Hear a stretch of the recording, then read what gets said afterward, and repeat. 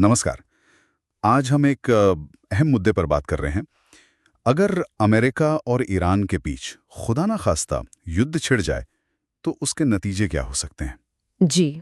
हमारी ये जो बातचीत है ये the ripple effect US Iran war consequences नाम के एक विश्लेषण पर आधारित है। हाँ।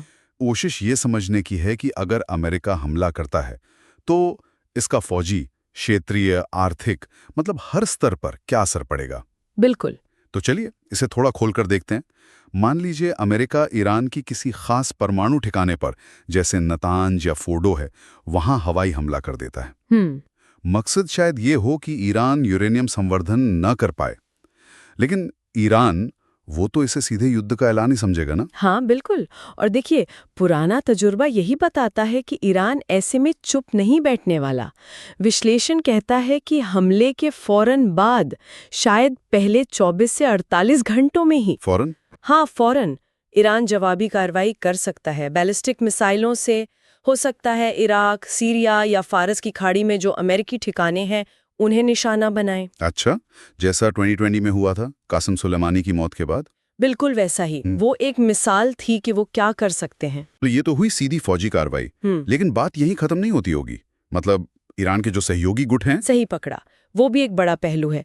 लेबनान में हिजबुल्लाह है, यमन में हूती हैं, इराक में हश्द अल-शाबी, ये ईरान समर्थित समूह हैं। हाँ। पूरी संभावना है कि ये भी हरकत में आ जाएं अमेरिकी ठिकानों पर, या फिर अमेरिका के जो सहयोगी हैं जैसे इजराइल या सऊदी अरब, उन पर रॉकेट या ड्रोन हमले शुरू कर सकते हैं। और साइबर हमले, आजकल वो भी तो एक मोर्चा है। अरे हाँ, वो तो बहुत बड़ा खतरा है। विश्लेषण तो ये भी कहता है कि अमेरिकी एनर्जी ग्रिड से लेकर बैंकिंग सिस्टम तक कहीं भी साइबर हमला हो सकता है। काफी अफरा तफरी मच सकती है उससे। बाप रे, मतलब एक छोटी सी चिंगारी पूरे मिडिल ईस्ट में आग लगा सकती है। बिल्कुल, ये तो बहुत गंभीर बात लग रही है। है ही। देखिए, एक तो सीधा खतरा है कि इजराइल और हिजबुल्लाह के बीच जंग छिड़ जाए पूरी तरह से। दूसरा, ईरान शायद हॉर्मुज जलडमरू मध्य, वो जो समुद्री रास्ता है, हाँ, जहां से दुनिया का बहुत सारा तेल गुजरता है। बिल्कुल, करीब 20%, तो ईरान उससे बंद करने की कोशिश कर सकता है।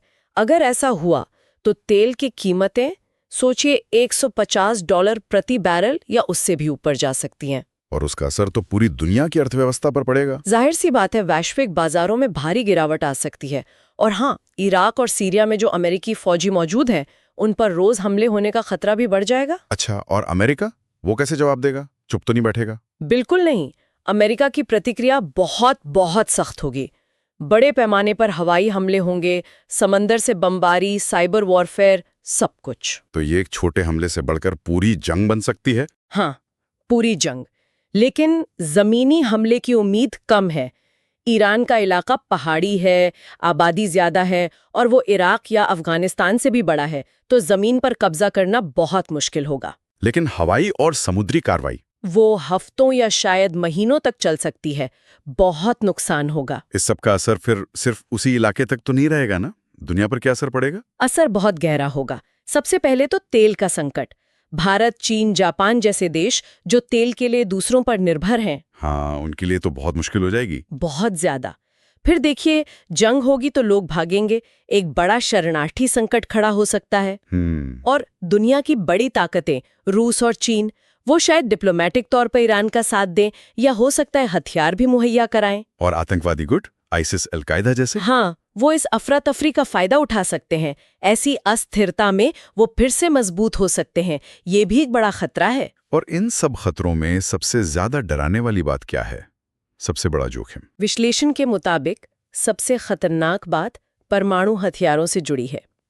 अगर ईरान को लगा कि उस पर बहुत ज्यादा दबाव है या उसका वजूद ही खतरे में है, तो वो परमाणु अप्रसार संधि, जिसे NPT कहते हैं, उससे बाहर आ सकता है और फिर पूरी तेजी से परमाणु बम बनाने की कोशिश कर सकता है। और अगर ऐसा हुआ तो फिर इजराइल, जिसे ईरान से हमेशा खतरा महसूस होता है, वो शायद खुद ही ईरान पर हमला कर दे उसे रोकने के लिए। तो मतलब ये सिर्फ एक पारंपरिक जंग नहीं रहेगी? नहीं, ये मिडिल ईस्ट में परमाणु हथियारों की होड़ शुरू कर सकती है।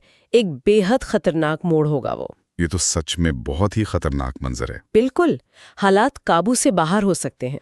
तो इस पूरी बातचीत से हम क्या समझें? निचोड़ क्या है? यही कि ईरान के साथ कोई भी फौजी टकराव न तो छोटा होगा, न ही आसानी से सिमटेगा। हाँ, बिल्कुल नहीं। इसके झटके हर जगह महसूस होंगे, हर बाजार में, हर इलाके में, और शायद मिडल ईस्ट से जुड़े हर परिवार पर इसका असर पड़ेगा। सही कहा। और ये एक बहुत बुनियादी सवाल भी खड़ा करता है कि अगर ये एक बार शुरू हो गया तो क्या इसे रोकना किसी के बस में होगा? इसका अंजाम क्या होगा? कोई नहीं कह सकता। तो शायद असली सवाल ये पूछना चाहिए कि अगर अमेरिका ईरान पर हमला करता है तो क्या होगा, से ज्यादा जरूरी ये है कि क्या दुनिया इसके नतीजों का बोझ उठाने को तैयार है। बिल्कुल, ये सोचने वाली बात है।